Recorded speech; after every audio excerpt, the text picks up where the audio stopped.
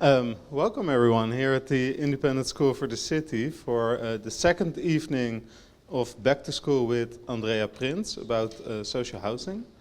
Super happy that you're here again. I think I see some familiar faces from the last time. There's also some new people. And we'll make sure that you'll catch up with what we've discussed last time as well. The Back to School With series this time is, well, maybe to explain a little bit about Back to School With. It's a series that we organize 2 times a year. And for this series, we always invite someone to curate a series of 3 evenings about a topic that's on their mind at that moment or that they're researching for a longer time. And this time we invited Andrea Prins. I will later introduce her. And the whole series is about social housing. During the first session on the 28th of January, we talked about creative compactness, about compact living. And we did this together with Beatrice Ramo, who is also there. Hello. And with Fenna Haakma-Wagner and Job Flores.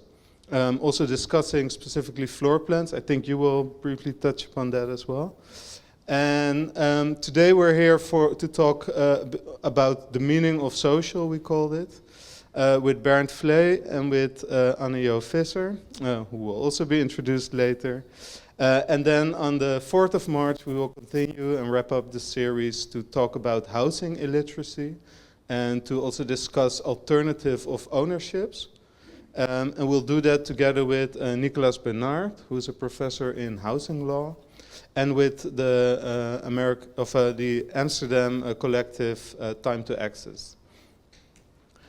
So the session of today is, well, we first will have an introduction by Andrea Prins, then a lecture which is a bit longer by Bernd Vlay about social housing in Austria.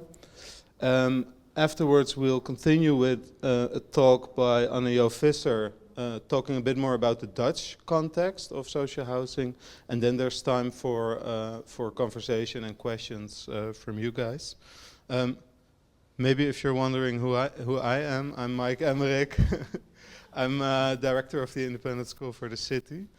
And I'm not sure if you're all familiar with the Independent School. Some of you have been here, but I also see some people saying no. So just to briefly explain you a little bit where you are.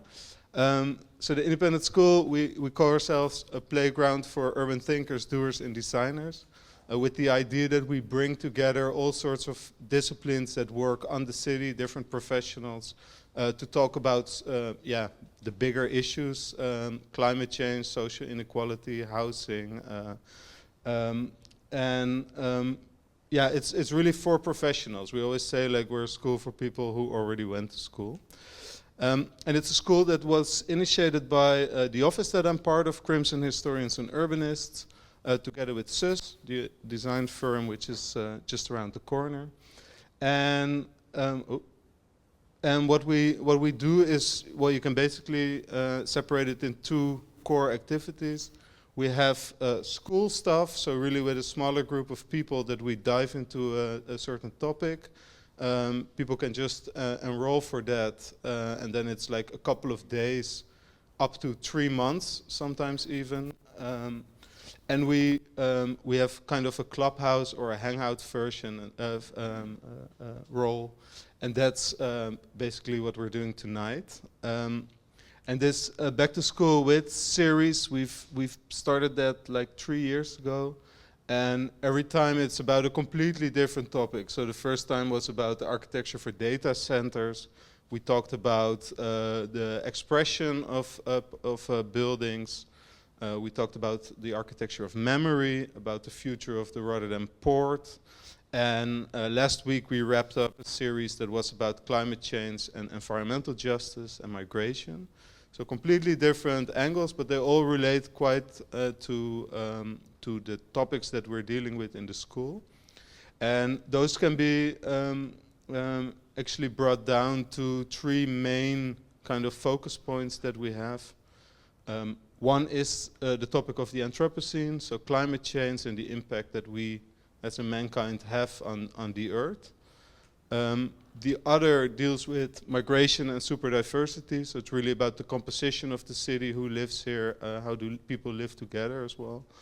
And the last topic that is central to our whole program is the right to the city. And that's about the affordability of the city, but also the way that people kind of can have an impact or influence over their direct surroundings.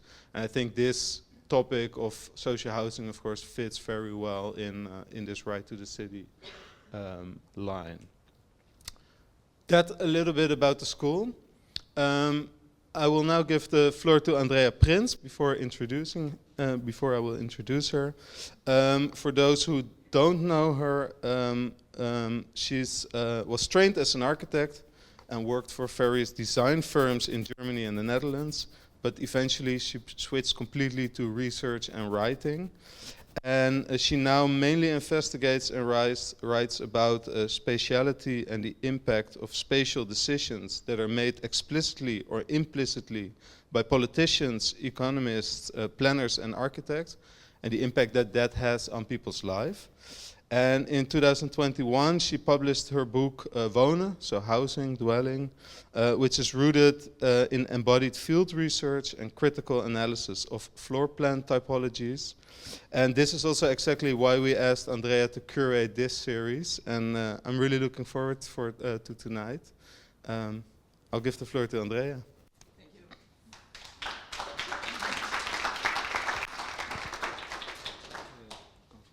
Yeah, thank you.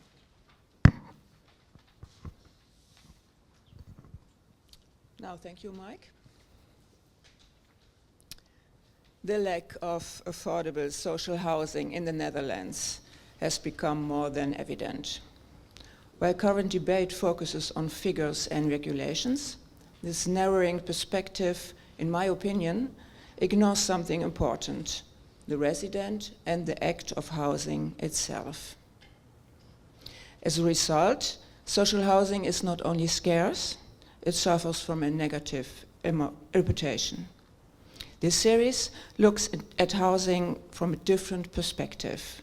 So thank you very much, Michelle, Wouter, and Mike, for this great opportunity to also highlight the potential of social housing.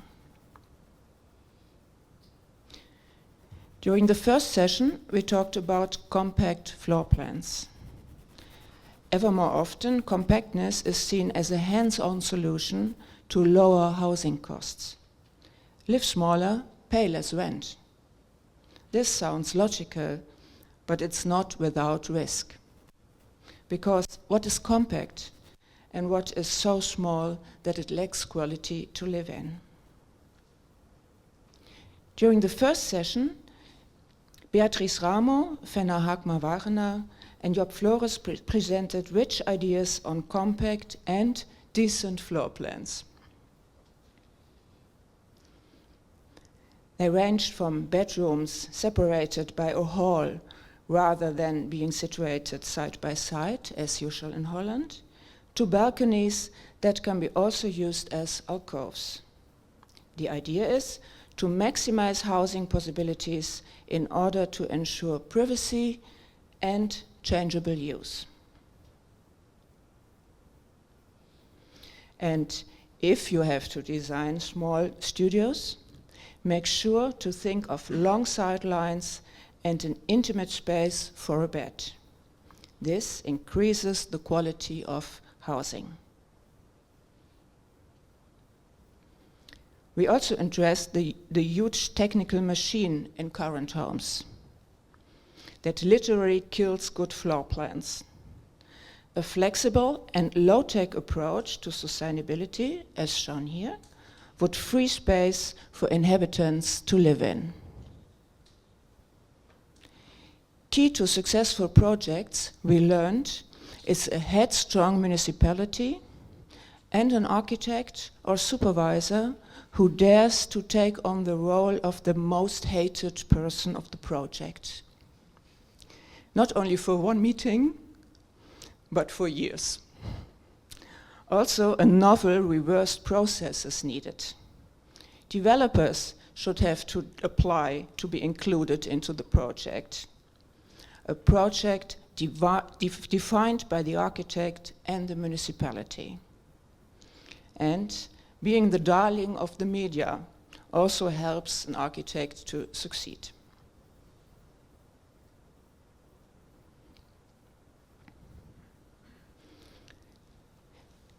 Tonight we will explore the term social. What does social should mean when we talk about social housing? In the Netherlands, social housing is mainly considered as a resource for people in need. In other words, as help for individuals. The definition, of course, has a history. Social housing was created in response to the awful living conditions of large parts of the population during industrialization. Of course, you know the legacy. Just one example. This is Siemensstadt, at that time far outside of Berlin, a developing industrial area. Workers lived in extremely unhealthy houses. Commissioned by the municipality of Berlin, architect Hans Scharoun designed the urban plan of Siemensstadt and social housing blocks with compact, intelligent floor plans. Even more interesting, he lived there himself. Social housing clearly was something to be proud of, personally and as a city. At least the social democratic part of it. In South Korea, social housing is called public housing. It was conceived as public-private developments. After the Korean War in the 1950s, people lived in self-built shacks. In the 60s, systematic demolition of these settlements began to make space for new buildings. People were forced to leave their homes and move to the new projects that were further out of the city center, far away from work and old neighbors. That was not a good start, and it never really turned out right again. On the new social housing blocks, one printed the term public housing, and that was not seen as a sign of achievement. It caused shame and stigma for residents in a highly competitive society, and it works like that till today. Back to Berlin. Patrick Schumacher, director of Zaha Hadid Architects, gave a lecture on the housing crisis in London. He presented an 8-point plan that launched an attack on government regulation. There's no direct development, he argued, but all development is left to private investors. Yet the planning framework, such as unit mix, size, and density, is fixed by bureaucrats. This hinders progress, he says. Because, as a result of the overfixed framework, investors compete by bending rules instead of competing on novel housing projects. By this, housing keeps producing the wrong offering. So all housing standards and all forms of social housing should be abolished. While government rules frustrate novel housing forms, the market will build what is wanted, he concluded. Not very surprising, Schumacher's vision was something like this: pocket living, starter homes for city makers only. Why the market, without any pressure, should engage in affordable homes remains unclear. So, talking about social. Tonight, we will be inspired by different perspectives, from Vienna and Amsterdam. Our first speaker is Bernd Vlay. Bernd, you're an acclaimed architect working in Austria and beyond. You are the co-director of Studio Vlay Strelowitz, and I'm super happy that you accepted to share your thoughts tonight. Please.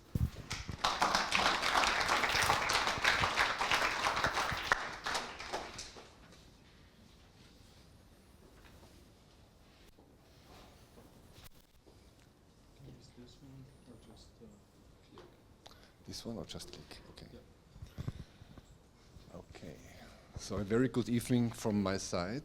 Thank you for inviting me, Andrea, and thank you for being here in this wonderful place that is a very good example how open a school can be. And I like the atmosphere very much, and I hope I can give you an inspiring lecture on the pleasures of affordable housing in Vienna. So I don't really believe in Patrick Schumacher's claim, and you will see that there are alternatives within regulations that can be really interesting. So as time is limited, I try to be fast and quick, but still clear enough, hopefully. So I think when it comes to the social, it's always about healthy relations that create, let's say, a stable condition where all the talents of the elements that are in a social sphere can have a voice and a role. So in the end, for me, social means a sort of ecology in which we accept different voices and bring them together in a very specific condition. And the specific conditions we know when we think about proximity and tolerability, for example, this is a train market in Bangkok.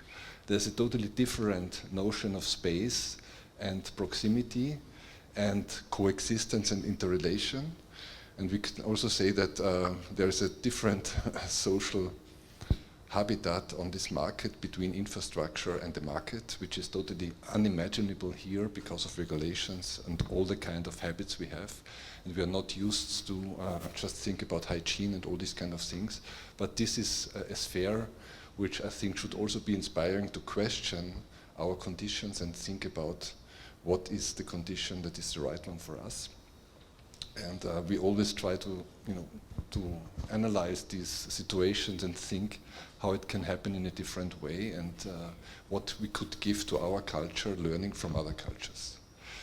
So my question today will be how super is Vienna, and you might know that super block is the epitome of Red Vienna from the 1920s and 30s, and how super is Vienna should address the issue about the potentials of the present situation. We have a neoliberal condition. It's not anymore, you know that this welfare state condition of the 1970s that we had, but still there is the efforts to build subsidized housing under a very difficult condition of a neoliberal economy. And I think that's an interesting challenge, and I will talk about 4 projects. And of course, all these 4 projects deal with the potential of social housing, and the heritage of social housing is a very important one because it still keeps subsidized housing today in Vienna alive, because it's a very strong heritage. And the first period you all might know is from the 1920s to the 1930s. And one of the most famous buildings there is the Karl-Marx-Hof. And this is a very typical super block. And as you can see, the super block is a sort of defensive type. It's a perimeter block that creates a protected courtyard for the working class that can have there the educational facilities, the caretakers for the children. So it's a sphere that is protected from the city in order to create a living environment that helps also the neighborhood of the working class to come together and to build up a communal life. And then the heroic period of the 1960s to the 1980s was the period of the Grand Ensemble. There was one architect that really explored the potentials of subsidized housing. This is Alt Erla. It's a linear superblock, we can say. It's an open park. And you see the swimming pools on the roof, and we have a lot of communal spaces in the deep belly of the building. This is subsidized housing in Vienna. It's one of the most wanted housing types in the city, so you don't have to be afraid of big structures and large-scale structures. If they are socially well maintained, you might live there in a good condition. And why they work so well is because there was this kind of imagineering, this kind of super engineering. They asked football soccer stars like Hans Krankel to move into these buildings to give these buildings a good image. And Hans Krankel was also a neighbor of these people, and of course that was a good image for this area.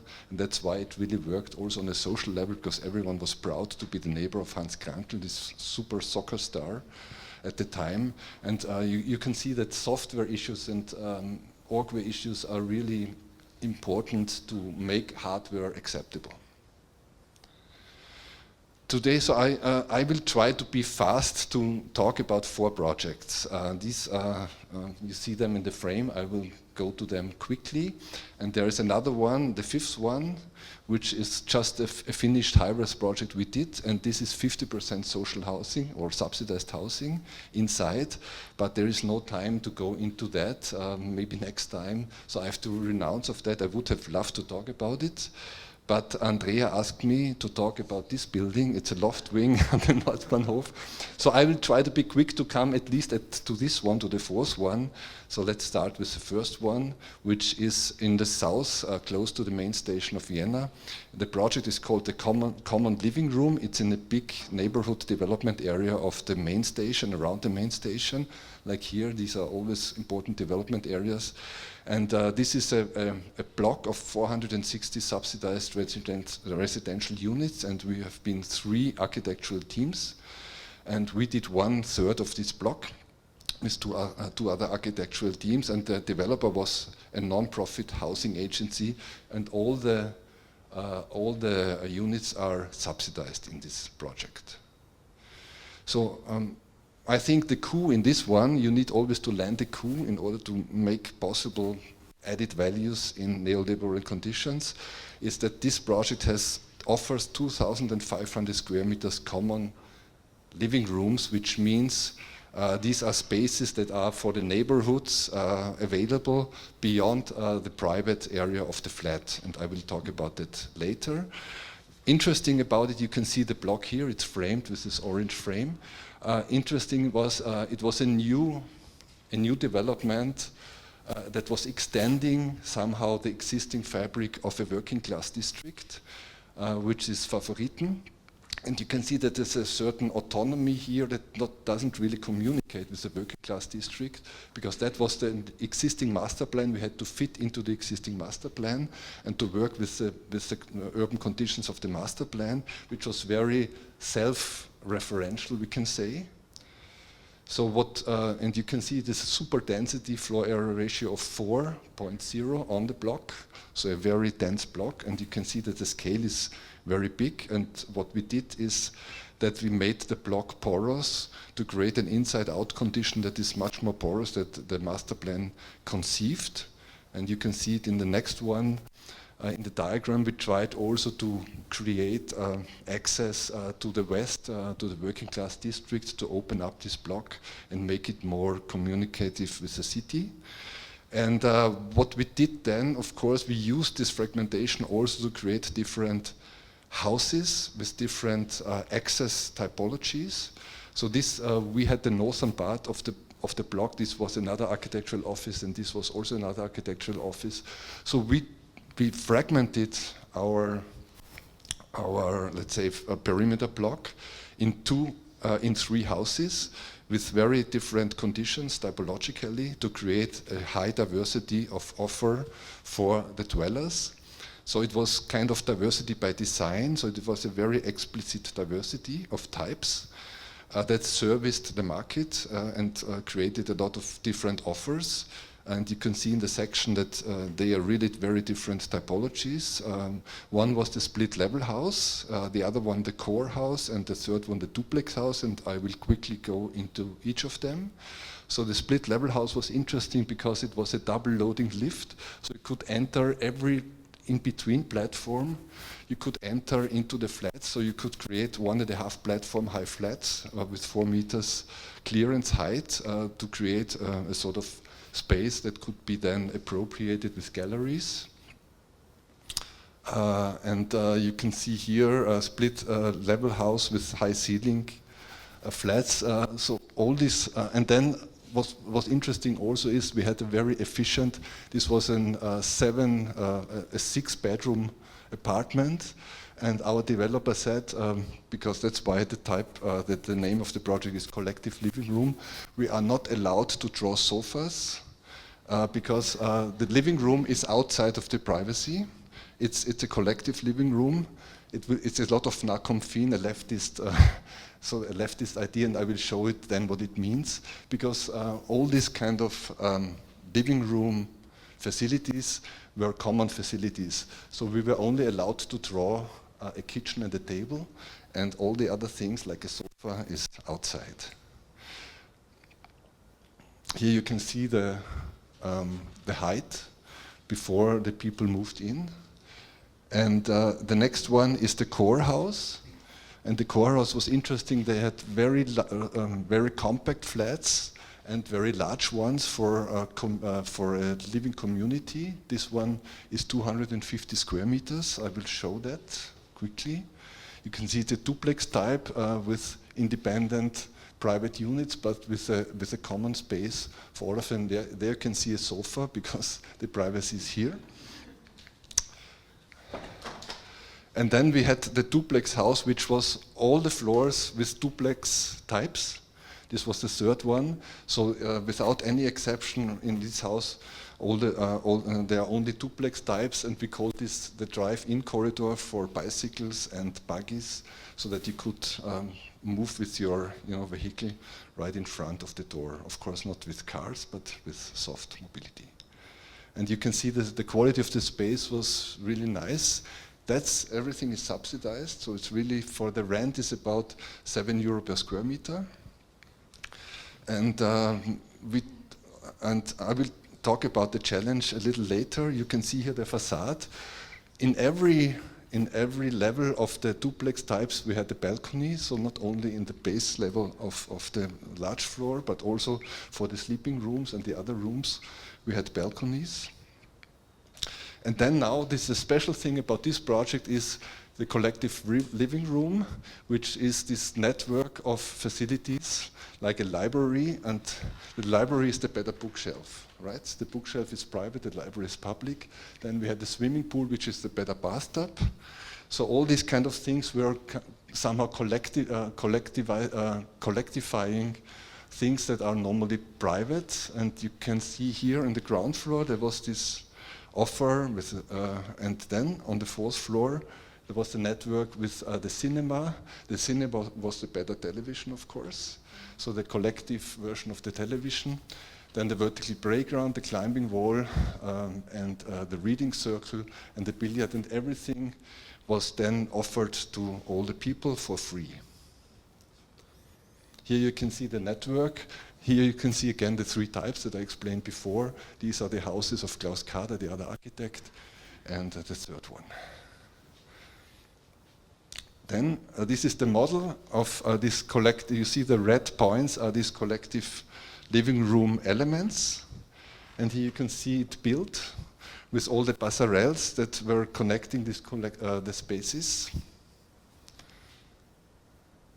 can see it here. And of course, you have very generous spaces that connect and passerelles, because it's a network that goes from the ground floor to the 4th floor and connects all the things, because we said, okay, it's important that you can walk around without taking street shoes and enjoy all these facilities as a neighbor of the whole area. You can see now the courtyard. This is the duplex house. Then here there's a restaurant also in the ground floor. We can see the perspective towards the courtyard. And there's also this thing of giving noblesse to subsidized housing, because in Vienna subsidized housing or social housing doesn't mean housing for the poor. The poor are integrated with other people because you can earn a certain amount of money that goes up to middle class income to be part of a subsidized housing project. So we have a very mixed kind of neighborhood. And that's also important because there are never ghettos coming out of this system, because it's a very vivid kind of area with different neighbors with different backgrounds. And here you see, for example, the entree, which is, there is a porter here that also takes care, and all the letterboxes of all the flats are in this entree, so it's also a coming together of all the neighbors when they enter the house. And on top of the entree is the cinema box. That's why it looks very formalistic, but in fact it's just the inclined area of the cinema chairs. I will show you. This is another perspective of the entree with the cinema on top. Then we have three floors of vertical back playground. I will show it here. This is under construction. This is the slide. And this is now in use. So it's also important that the developer said, we want to give this facility, we want to carve out this space for the kids and not to do flats there, because they could have done, of course, flats and earn money with it. Here you see the cinema, which is really booked out on prime time. Obviously, there's still this public viewing or neighborhood viewing desire, that the people prefer to look together at the screen and not individualized. And then we have a 1,000 square meter swimming pool, indoor swimming pool with sauna and steam bath, also part of this project. And a marketplace with Weekly's Farmers Market. And why this is possible is, of course, this is our developer, is Michaela. She was a kind of super girl because it was the first competition. There's a timer. It went, wait, oops. What happened? Okay.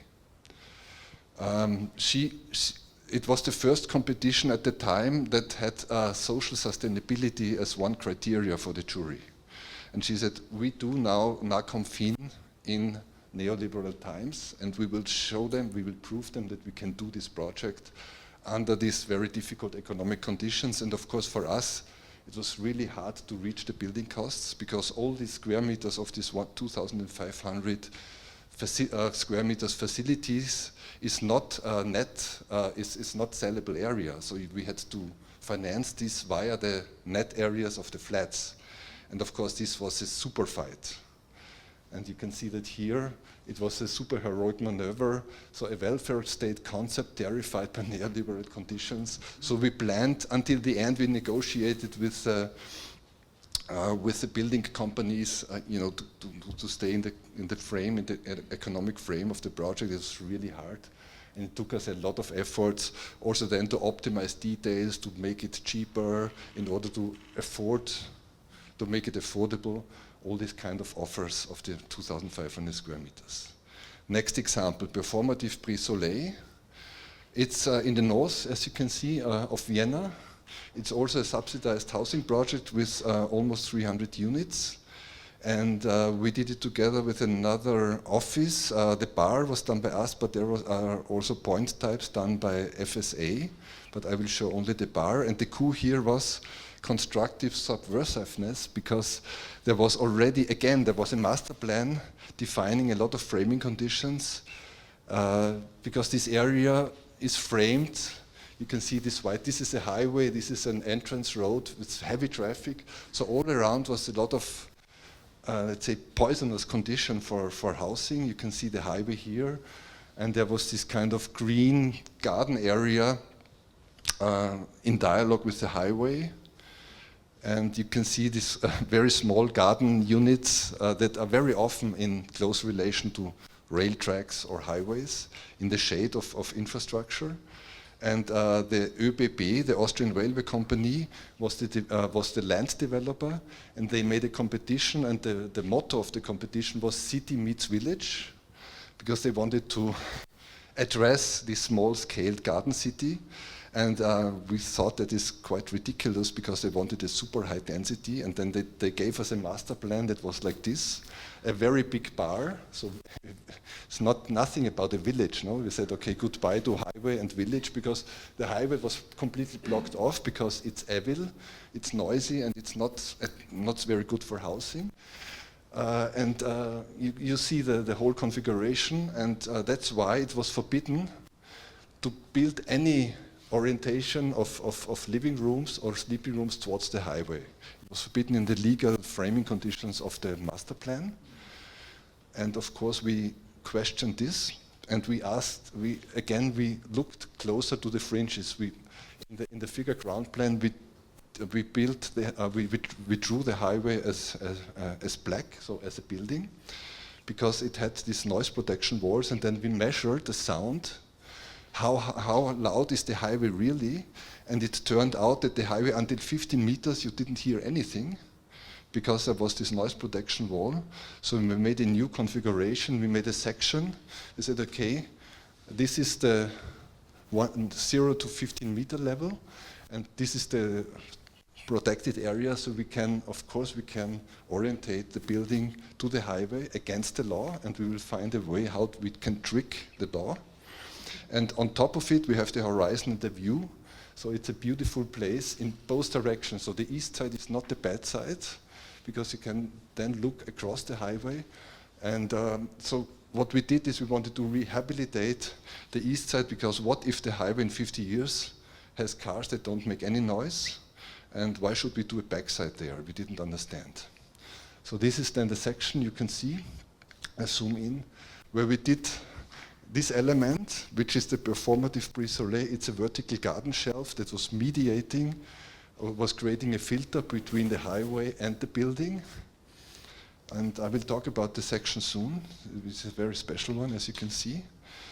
And this is a sort of, so what we did is we said, okay, again, we want to take it literal, that it should become a village. So we broke down the scale of the multi-storage building by flipping the horizontal garden carpet to the vertical, and putting all these elements in the upper floors, attaching them to the flats. So it was a sort of typological operation. Landscape infiltrates the multi-story bar.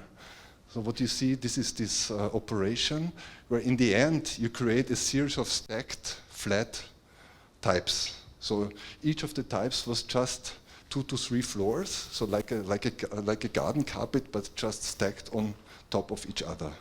So in the end, we created a universe of different housing typologies on top of each other.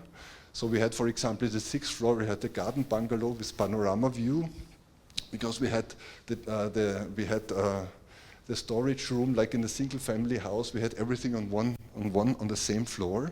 So we addressed all these garden typologies and put them on top of each other.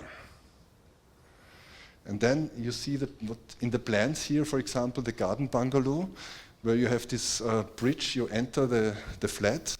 And what we did also is that we created porosity inside to bring these flats, for example, together for multi-generation living, so create a certain flexibility inside, or switching and grouping. So this is just more complex. We had redundancy of doors. For example, we had duplex units that you could enter in both levels. So you could separate them later. So for later generations, so the kids could become independent, and then you could have a joker unit here. They had a special contract also for renting in a short term, that you can move in here, so that, for example, there was this one model that the father then moves in, that the kids can stay there. So there was this kind of, let's say, a sort of configuration across corridors that was enabled also by special rental contracts that were more short-term here, more long-term here, to allow these possibilities of switching between different conditions of family change and transformation. And the depth of the type was 23 meters, half meter more than the Unité of Corbusier. So even more. And you can see the flats here. And this was it's a 3-generation house. It was in the lower floors, where you can see how the 3 very independent units come together in this area here, and they can live, like here they have, for example, a bathroom that is independently working. So this was also a concept of creating an inner autonomy of different units that come together.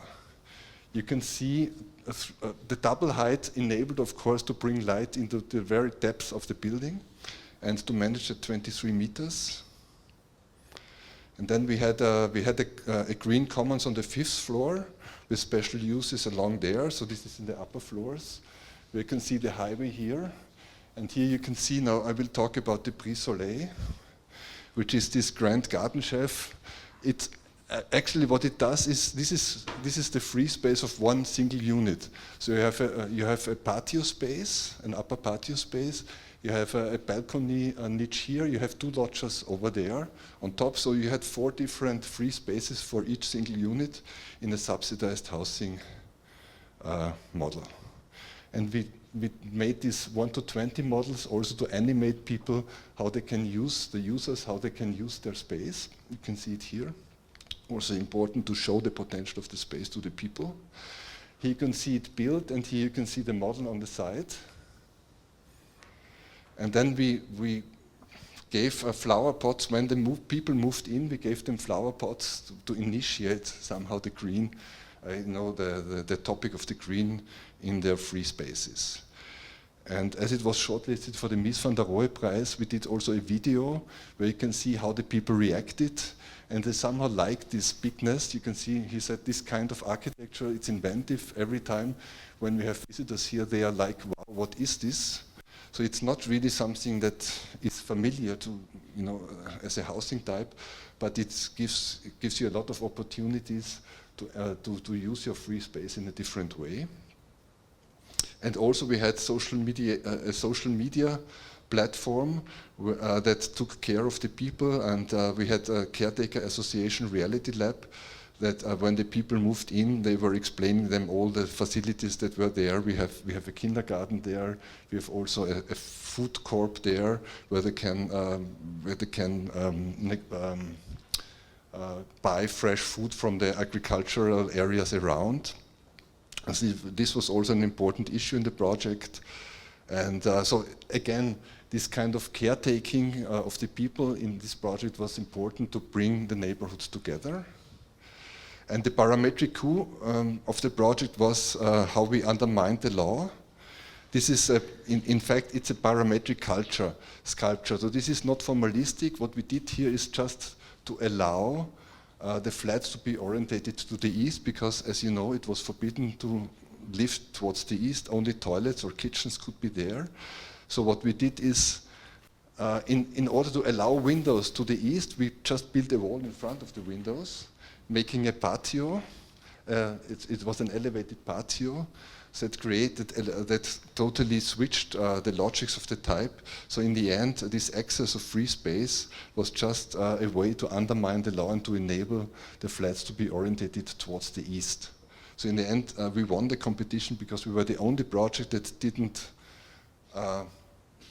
show a backside to the east, but rehabilitated the relation to the east as something that was promising for the future. And of course, now the problem is, that it should become a green garden shelf. So this cliff, rocky formation, in the end, you see there are, of course, flower pots inside. So our vision was, of course, a long-term vision that in the future there should be a lot of green along this facade. So we did this rendering for the competition that shows the project in 20, 30 years when everything grows again. So you see the trees are high again because they cut down all the trees for the construction site and they have to grow again. And what is important also for us, every time when we finish a project, we don't say it's over. We just want to give a handover, a promise to the people that move in. But the promise, of course, is not all the time so visible. So for this project, what we did is we asked our collaborators in the office to write essays about the future of the project from the year 2070, and to give these essays also to the people, so that the people get some narratives about the future, how the building could be in the future. Because at the moment, you can see it's very harsh. It's a very rocky formation. It's a photographer that took it. And it's a very weird kind of thing.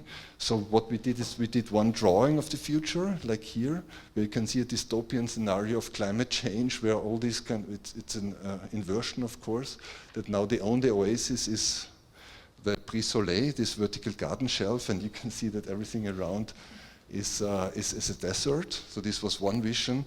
And the other one was the essays, and I just want to quote one short phrase of the essay of Monica, who imagined in the future a sort of a colony of bees. And you can see here with the buzzing of my friends, of the bees, and the shadows of the plants outside gently moving, it feels like Soleil is peacefully breathing in and out and slowly preparing for the day. I can hear her stretching and cracking her back, inviting me to go out and drink my morning coffee with her. So yes, we still drink coffee in 2070, some habits never change. This was her vision of this kind of oasis in the future. Third project, it's Mio, it's a small one, it's 5,500 square meters. It's a free financed project, but done by an affordable housing company. And we did this project together with Wohnbund Consult, with a social design, and the coup in this project is suggestive openness. It's very different from the first one I showed you from the common living room. That's why I start with a match. It's the match between this one, which I showed before, and the one that I show now. Interesting is here that the one is a very large housing block, and this one is a very small kind of, but in a porous fabric. You can see the urban design here is big blocks, and here it's a very porous, it's a very different structure. And the other one is that the one is a subsidized one that I was talking before, and this one is a free financed one. And I have to say, if you have a housing developer that is non-profit, you can make on the free market, you can offer sometimes even more option than on the subsidized market. And I will explain what I mean when I talk about it. So also the scale is very different. It's 9 times smaller because it's only 5,500 square meters against the other one that was really big. But on the other hand, everything about this project was radiating and connecting itself to the outside. The other one that I showed in the beginning was very much a neighborhood courtyard, like in the Red Vienna first phase, very self-referential and giving the neighbors everything in the courtyard. This one was more about radiating and connecting in different scales with the surroundings. So, and when you see the drawings that I showed before about the first project, you can see everything around, there's no world around it. Everything is about this cosmos of, sharing between neighbors. And the drawings we then did was really about, in the new one, in the Mio project, is about how the interface to the city works and how this building lands on the urban ground and connects itself to the city. And the models, I showed you this model before, is like, again, you have the black universe around, you frame a neighborhood condition. And the models we did for the other one, you can see here, this is public space. It's everything about communication with public space. So for us in this project, it was really important how housing connects itself through urban programs with the city. And you see the models here. I will talk about the micropilots in a minute. This is a super affordable space with 150 euro. You can rent this space and create something as a startup and incubator.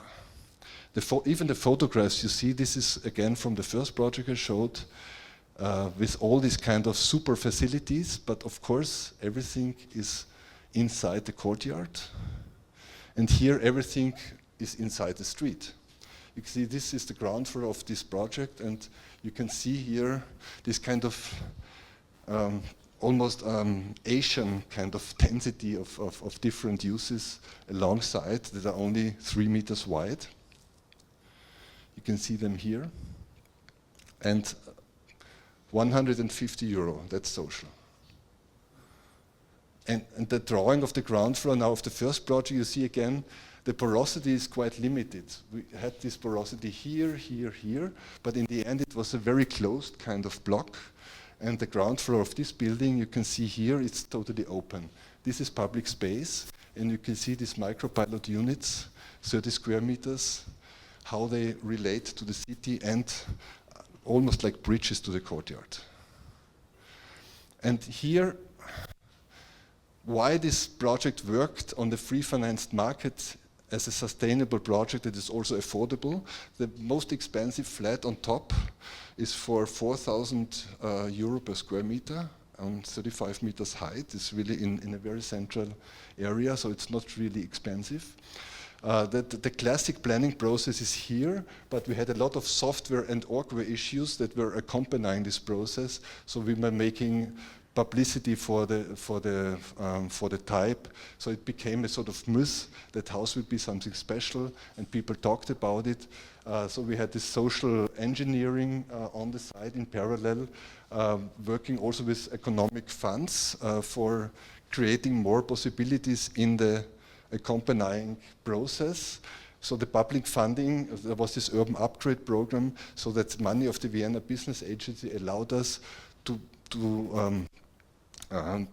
work together with social engineers that were helping us to take care of people before the building was finished. So there was a big participation process in advance during the planning phase of the building. You can see here, this was a community building as in parallel to the planning process. And you can see that we were looking for these micropilots, and of course we had a lot of people that were interested for renting this area for 150 euro. And so we had to choose, and we had a casting where we decided which kind of people were the best one that fitted into the community. And all the models we did also helped the people to see how they can use these spaces. So in the end, you can see here how the neighborhood hub worked out then in the small scale. And we shocked also our housing developer, because we said everything that is related to housing will be cancelled. We exercise all residential codes. There is not 250 floor height, there's an open use floor height. There is, for example, we don't have any shafts, no vertical shafts. Everything on technology will be different, horizontal. There's a building without shafts. There's a building without walls. Like, you know, the cave of the original living had no wall. So we said, and there's no residential grid. There are open configurations. We called them plateaus. So everything was different in this building. And we made also as a sort of homage a little bit to Le Corbusier, smiling. We said this is 5 points on casual neighborhood hub architecture: the volume, the passerelle, the openings, the plateaus, the interior sets. The volume first, you can see there are two layers of, there's the urban space and the neighborhood space. That was the configuration of the volumes. You can see this building here. Then you had the passerelle as a vertical shortcutter that connected all the floors here and created intensification of communication in the lower floors. Then we had the openings. Because every second window was just a balcony without any functional reason. We said we need a lot of balconies, but they are small, but they are many. So every second opening a balcony. Sometimes units have, of course, then 3 or 4 balconies. But the inner richness was the balcony was intruding into the house and making different kind of carvings of free space into the house. So we had the classic kind of carving with a small loggia. Then the bigger carving was the winter garden. You can see how this is a small balcony, and then the winter garden that has already some facilities. And the third one was the outdoor room, where you have a very big intrusion into the house, so that everything was optional. People could make it as they wanted to do it. Here you can see again also, if you look closely, there are more openings here than here. So the closer you come to the ground, the more porous the building gets. This is also a sign of communication. And here you see the plan. No shafts, just these pillars. And we had a horizontal ring of technology, so you can put your toilet anywhere you want it. It's here, you can see. There was just this channel, and make the toilet wherever you want. Then we had this interior sets as the fifth point of this manifesto. When you count running meters of walls, you will see that a two-bedroom flat will have almost 30 running meters of cardboard walls. I said, why should we do that? This is an open plateau concept, so from room living to microfield living, we said, okay, the microfield principle is the one for this house. We have 36 square meters with 6 microfield areas. And I will go quickly through these areas. You see A, this is the hygiene area. B is living with the fridge and the suitcase, which is for this special user, of course. We had a lot of users sleeping in free space. You saw this free space before. Reading corner, playground, parking the bike. Next is microfield living with 3 people, 36 square meters. That might be this neoliberal thing, no? 36 square meters for 3 people. But it was just about adaptation and appropriation. You can see here again the 6 zones. You have here the sleeping room of the toddler, of the baby.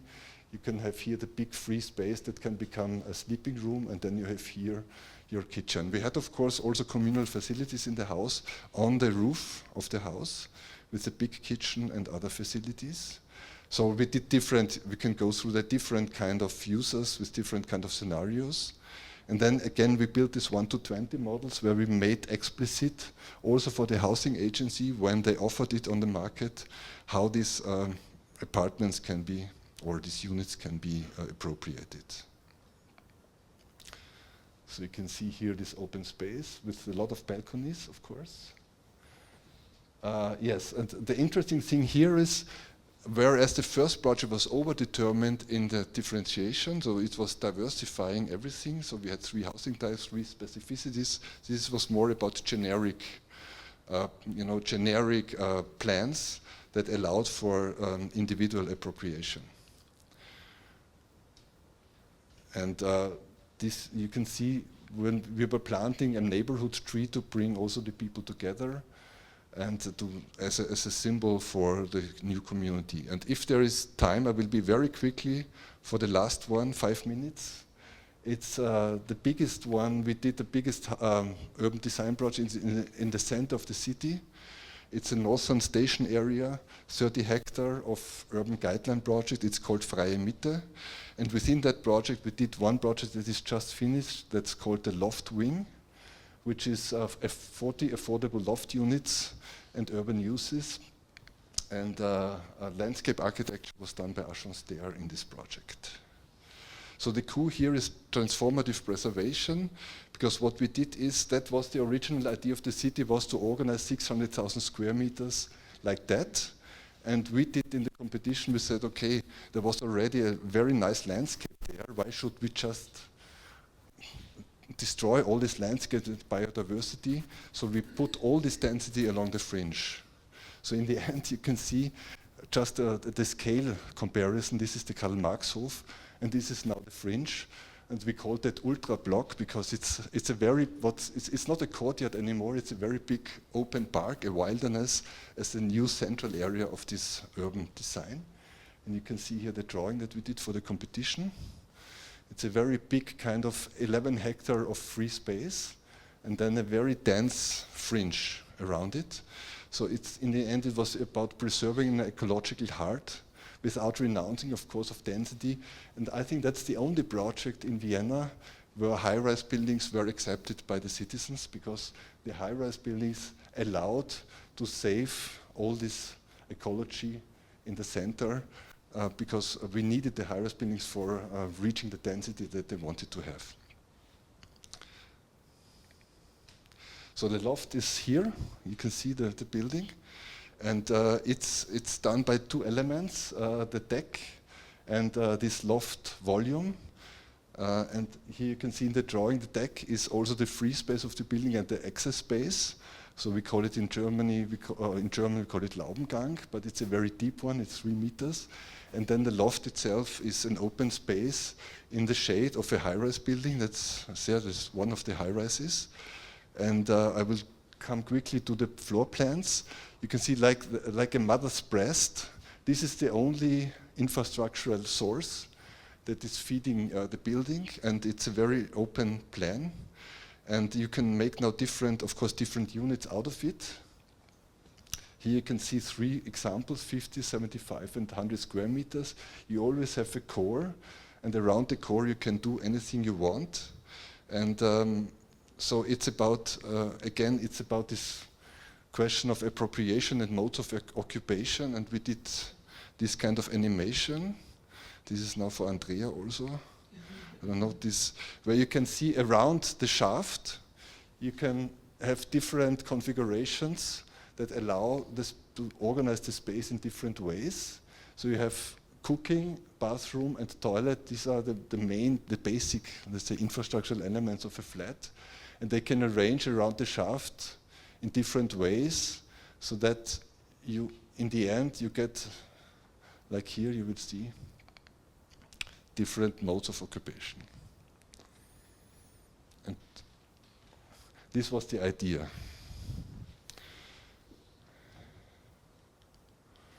So in the end, an open floor plan again. And here you can see that the indoor-outdoor relation is very important, of course. And the people just moved in, and we asked already a photographer, because what's really nice is that each of the flats now, of the units, is differently appropriated. And the people have a lot of ideas now, because there are no walls inside, and the people, if they want walls, they have to do it by themselves. And it's a very rich kind of atmosphere, but it's just in the way of building, in the process of building, because people just move in. And I cannot show that because it's not done yet. But you can see again this kind of appropriation if it becomes an office, because the first floor will be an office. It can be an open space, of course. And then we have these different scenarios again of single graphic designer, how they could appropriate the space around this. And you can see here again, so a similar picture you were showing, Andrea, before. So when you have one fixed element and around it everything can dance, of course, in a way.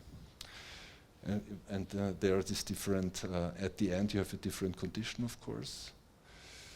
And here you see the structure. It's just really open. All the infrastructure in this one vertical element. And everything can be then, now this is how is it when it is finished, before the people moved in. You can see these elements. And I want to close, and here you can see now we think about not to do just cardboard, but sustainable non-load-bearing walls. There's also an experiment there that they will do it with with wooden materials, experimenting with new in-between walls beyond cardboard systems. Cardboard system is defining everything at the moment. It's very cheap. And here now I end. Here you can see again the loft wing with this big open space that we saved because of the density along the side. And I want to, because what is social? And for me, in this case, it was very social that we did not occupy the free space.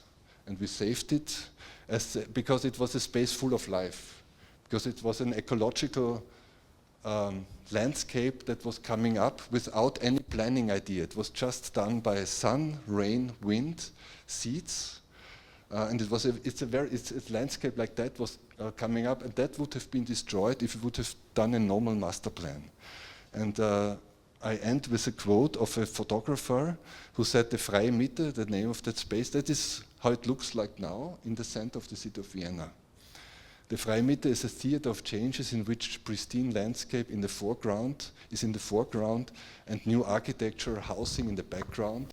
And I think we also have to consider today that social means also going beyond the just human-oriented social values and see how we get in contact or in dialogue with non-human things like landscape and even can say nature, in that case, because no one was, the author is really a sort of natural dynamics between sun, wind, rain and seeds. Thank you.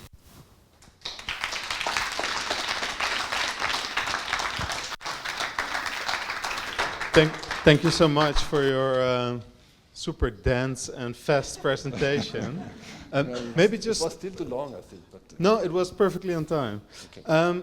Maybe one clarifying question. We keep most questions to the end, but I just was wondering, like a swimming pool and all the facilities in a social housing block, you were calling it subsidized housing. Yes. Does it mean that so much money goes into the project that you can pay for all these extra facilities, or is there a certain catch which you invented or which is in the business case that makes it possible?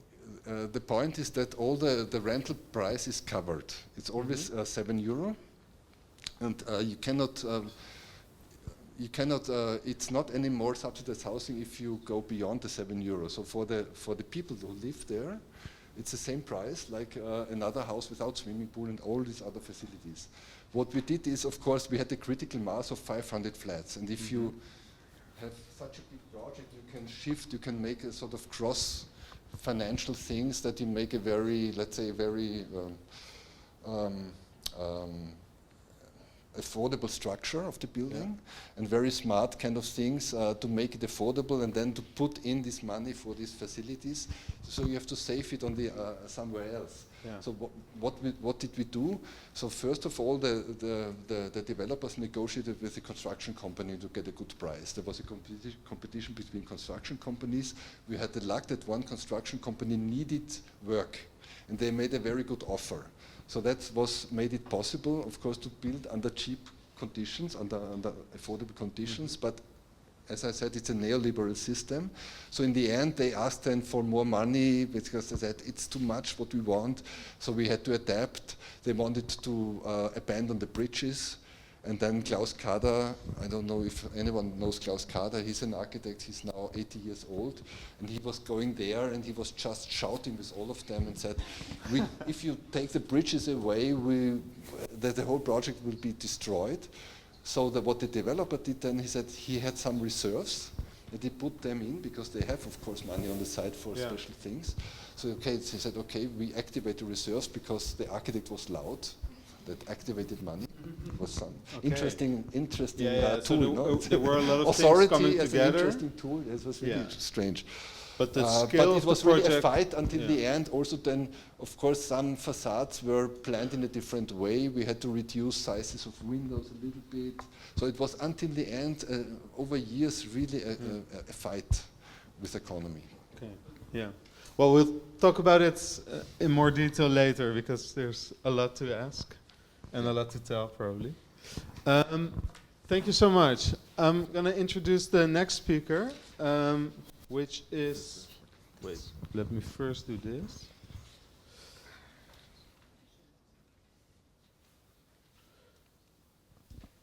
So the next speaker is Visser.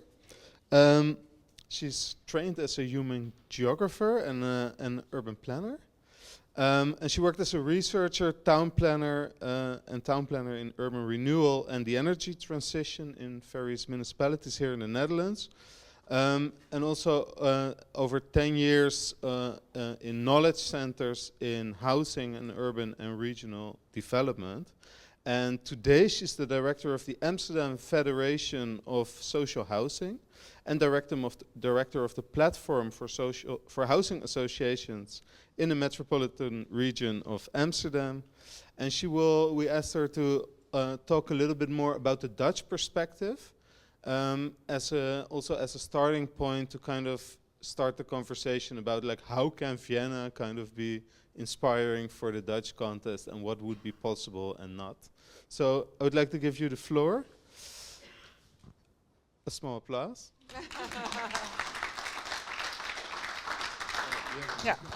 Yeah, thank you very much. Now for something completely different, because I'm not an architect, but I'm a town planner and more a policy maker.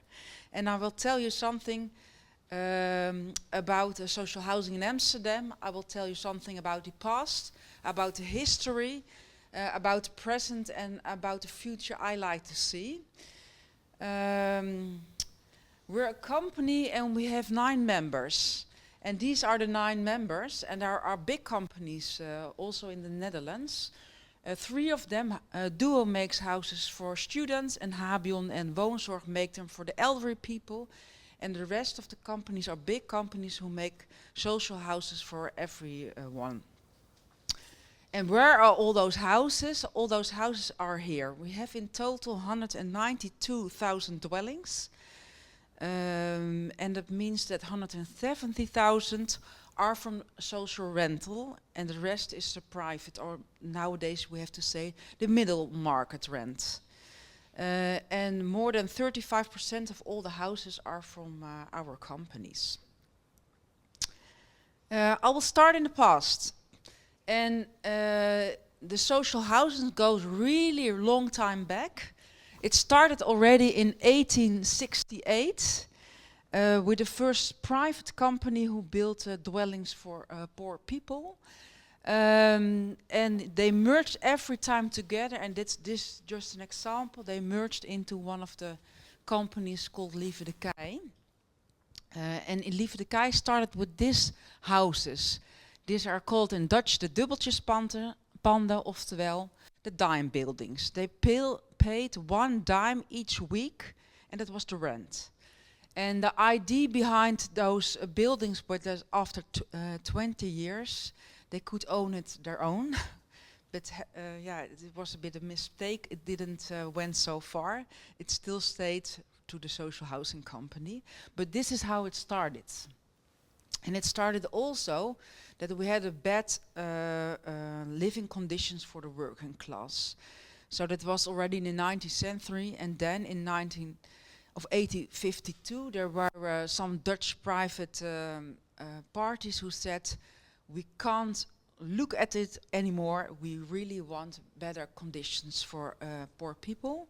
So they started making private funds and making social housing. And then we also had an act, the Housing Act in 1901. We introduced those acts to make better quality, but also we introduced the state loans for admitted institutes, we call them at that time. Now I go back to Amsterdam. Then we had a social democratic councilman, he's called Wieboud, quite famous, and he introduced one of the big plans. He started the 2,000 homes for people who cannot make it on their own. Then my company also already started in 1917, so that's quite special because I think we're the only company in the Netherlands who have such an organization that we really work together, and we do that already for more than 100 years. After World War II, we had a lot of houses we needed in Amsterdam, but also in the Netherlands. And then we started building really a lot of houses. And in 1995, we said housing associations become something financially independent. We became non-for-profit organizations. That was a really big thing in the Netherlands. And also for all those companies, and in the beginning it went well, and afterwards they thought, oh, I can do more and more, I can build ships, and I can do strange things with monies, and then it went a bit wrong. I will tell you later about it. And the other problem was that our national government had too less money, and they thought, oh, that's nice, all those social housing companies, we can make a national tax. And we do it only on social housing, that not on the private market, we do it only on social housing. And we had that in the Netherlands for 9 years. It's incredible. I think we made 14 million euros. So we could build really a lot of houses, but yeah, it never happened. Then in 2015 we make again a new housing act. And we said that I don't know the translation in English. In Dutch, it's called passend toewijzen. I make the suitable allocation, but maybe somebody knows a better word for it.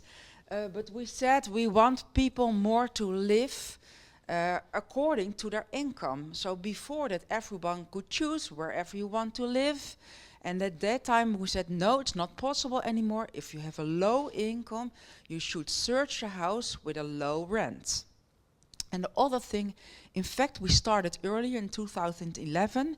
We started already that we wanted to go back to our core, and that means to services of general economic interest. And that means that we can't we build houses not anymore for everybody, so not for a mixed group, not for the middle income. We can only make them for, let's say, people who have a small income. So that really changed a lot. And then in 2022, we said goodbye to the verhuurdersheffing, luckily after all. But in fact, we get back the national performance agreements. And that means we have to build houses, we have to insulate houses, etc. Now I go back to the Amsterdam situation. And here you can see what we have as houses, what the private market does, and what the owner-occupied market does. And you can see that in the 90s we had almost 60% of the houses were social housing. And nowadays we sold a lot. We had to sell those as well from the local government, and we wanted to do it ourselves as well because we needed the money. And only, I think, when I started 3.5 years ago, we said, okay, it's not a good idea anymore.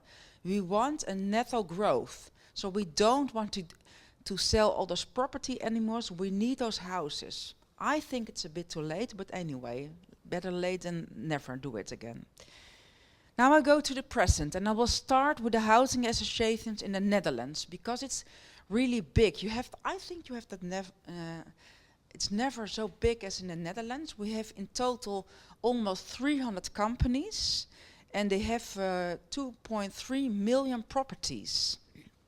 And that means that almost 30% of all the houses is social housing. And from all the houses they own, 94% is social housing. As I told you, we're completely independent from the government. The only big thing is that we have a guarantee system. So if we fail, and that happened once with Vestia, it's a company also over here in Rotterdam. When it fails, it really fails. And all the tenants in the Netherlands have to pay 34 years for that loan. We changed the loans from companies, and that was a really, really big mistake. Nowadays we have, for that reason, a strict framework of national laws, but also local laws, and we get also local performance agreements. My company does that negotiations. So we negotiate with the municipality for all those 9 companies, and we make that agreements. I'd like to tell you something a bit about the basis of the Dutch social housing policy, because I think there are 5 bases. First of all, and you say, what is social? This is social in the Netherlands. I think social is social security for tenants. So you have a social base. The second thing is you have solidarity between the tenants. So that means that if you have a bit higher income, you pay a bit more rent, and if you have lower income, you pay less rent. What we also want is to do it efficiency. So we want to give you the support as long as you need it. If you don't need it anymore, you pay more rent. We had a long time that you could choose whatever you want. You can choose where you want to live. So we had the freedom of making, to live where you want. But when we had that passend toewijzen, so that allocation, it wasn't possible anymore. And last but not least, that's for our companies, is stewardship. We want to exist for over the 100 years. So we have to make enough money, and I'm so surprised in Vienna, how do you do it? Making a swimming pool. It's completely not possible. It's nice. I also worked for the municipality of Utrecht, and then I went to your building. So that was nice. We want to get inspiration, but from the outside you cannot see that there's so much facilities inside. So I'm really surprised. But I also know it's completely not possible in the Netherlands anymore.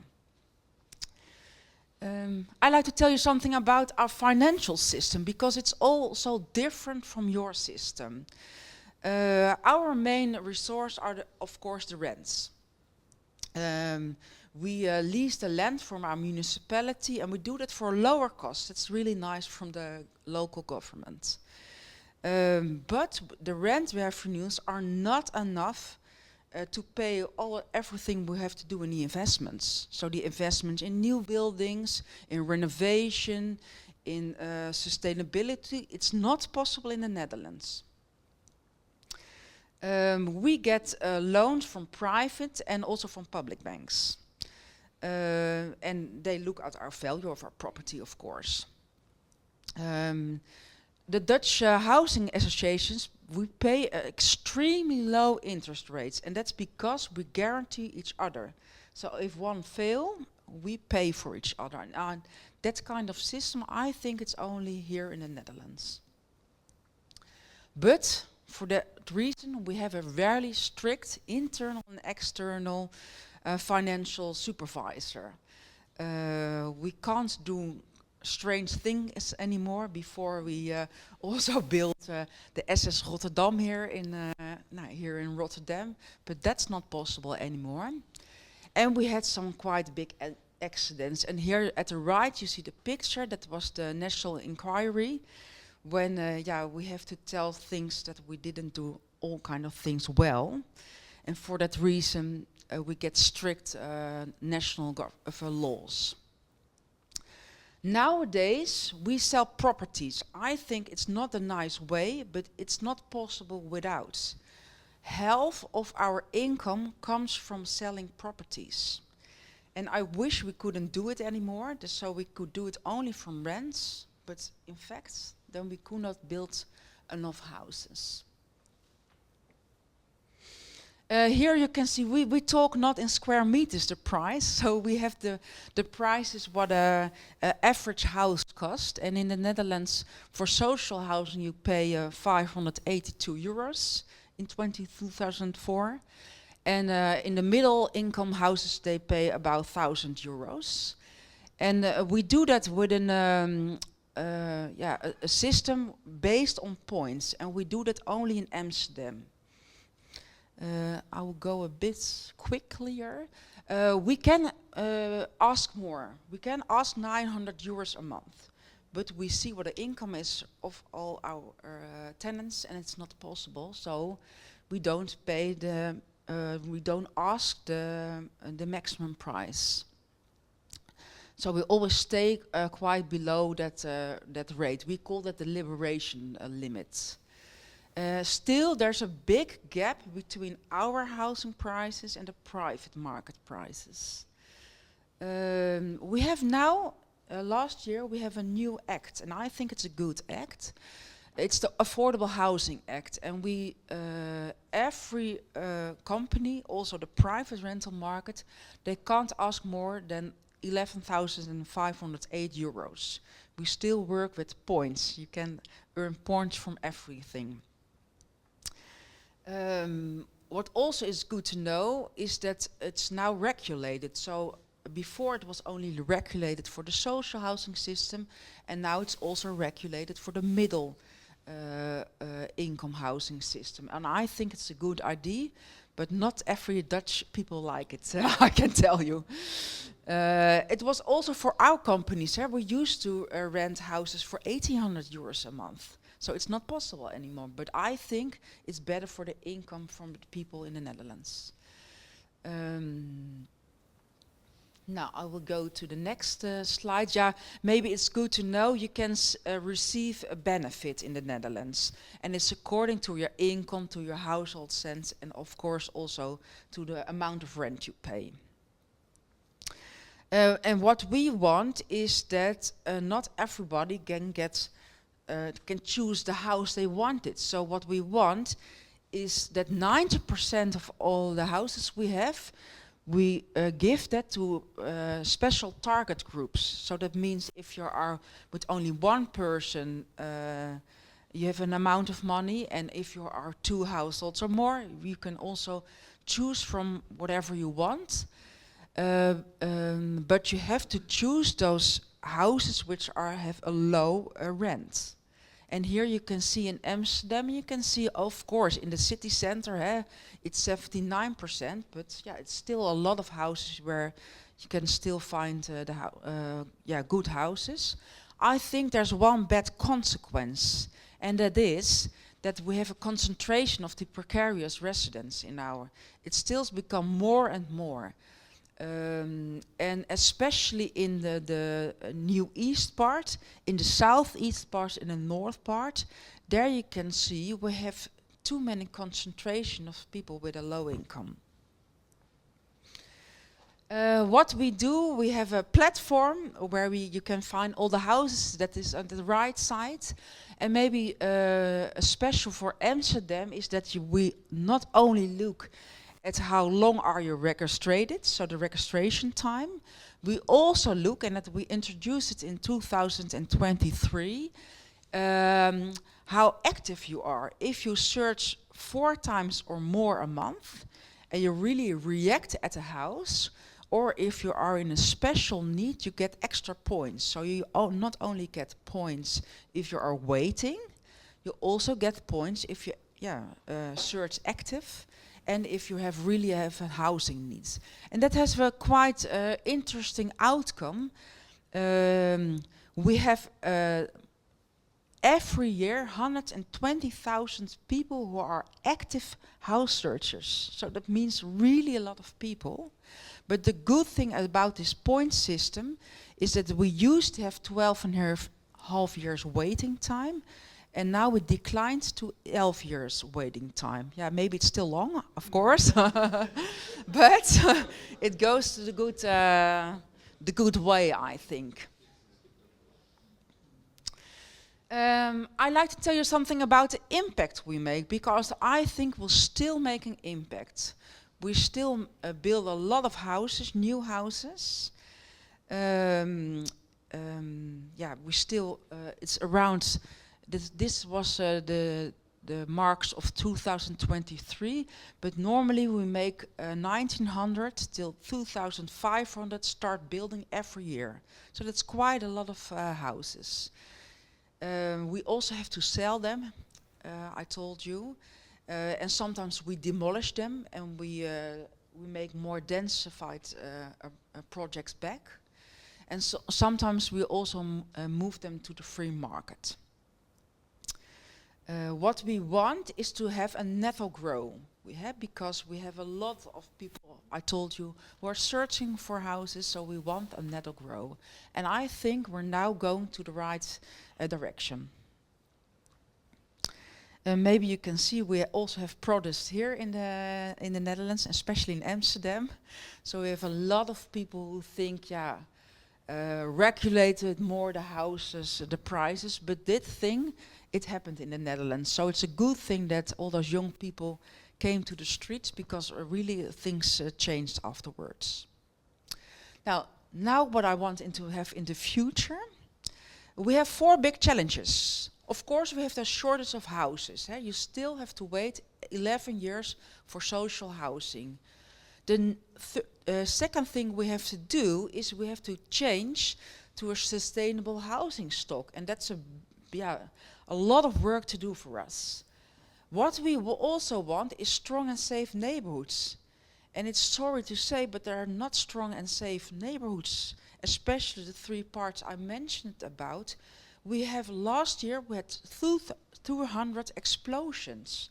So there are people just with a cobra, a firework, they throw it into the houses and bam, part of the house is away. So that's not a nice situation. It's also here in Rotterdam. And the last thing is the costs are rising. So I'm really curious about how do you do that in Vienna? And we have a shortage of capacity of people. Maybe you have that as well, but we have really a shortage of capacity. I told you before, we make those agreements with the local government. So my company does that every 4 years. In total, we make 100 appointments. It's quite incredible. I wish it was a bit lower than 100 because that's a lot. And we have some key targets. We want to grow, as I told you, the housing stock. We want to make affordable housing, so we make all kind of appointments about the house prices. We also, 30% of all our houses are for people in special needs. And yesterday, it was yesterday, our national government said it's not necessary anymore for formerly assignment seekers. We do think it's still necessarily, but okay, our liberal country goes to another way. And the next key target is improving our sustainable stock. And here we have the example. I think we're going in the good direction as well. It's still getting greener and greener, and that's the good thing. Maybe you also have the label systems that you have, kind of labels. So the A is the best one, and the G is, of course, you don't want to live there anymore. And what we decided, also on the national level, that in 2028 we don't want E, F, and G energy labels anymore. It's not nice for the tenants. So we focus on those worst energy labels, and sometimes we have also big demonstrations before our buildings because our tenant thinks it must be quicker. It must be quicker. And this I already told you. And for us, it's a big thing because we have a lot of old houses in Amsterdam. We have to make every year about 13,000, let's say 70,000 homes must be made more sustainable. So that means a lot of money we put in, but that's the good thing. We don't ask more money for it, so the rent stay the same, but we invest a lot of money. But we need all those people to help us, and we really have a shortage of people. Now, and then my last slide. What I wish is that we go back in the Netherlands to those mixed neighborhoods. We used to have the same as in Vienna, that people lived together from different incomes. And then we decided, okay, it's not possible anymore. We have those passentoewijzen. We have to look at the income of people. And we see still more and more people only with really small income, and there's nothing bad about it. But what we see is that we got more problems. And we used to have a big debate about a lot of people in the social housing stock. They have too much money. But nowadays, I think it's only 6% that earn more money. Let's say it's from 60,000 euros or more. But we still have already 8% who lives in the private market rent, and they have a really small low income. So I think it's on, the debate has to go about another subject, is that we have too less social houses. So what I want is a good mix about strong people who can help each other, and about people with some need, and that they can mix together. So that's my wish. It's not the system at this time, but I hope that's what I want to learn from you, that we go back to that situation, because we used to have that situation here in the Netherlands. That was my contribution. Thank you.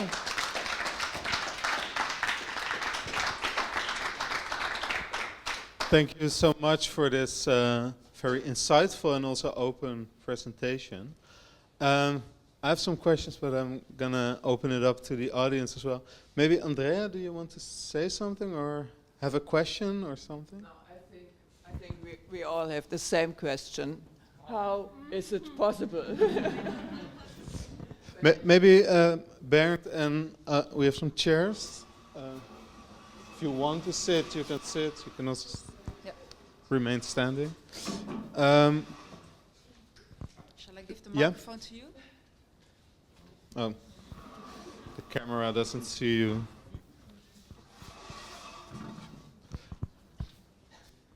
Okay.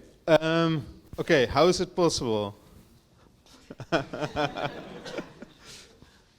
Well, the interesting thing was after the project, when we implemented it, everyone said this is not possible anymore. This was the last heroic thing, and it will not happen in the future. But when we look at other projects, we might not have swimming pools like that, but we have again and again we have this. It's the system of, it's called developers competition. It's a very special system, and it's not an architectural competition. It's a competition that developers have to do, and they have to choose an architect, and they couple with an architectural team, and then they have to win the competition in teamwork with the architect.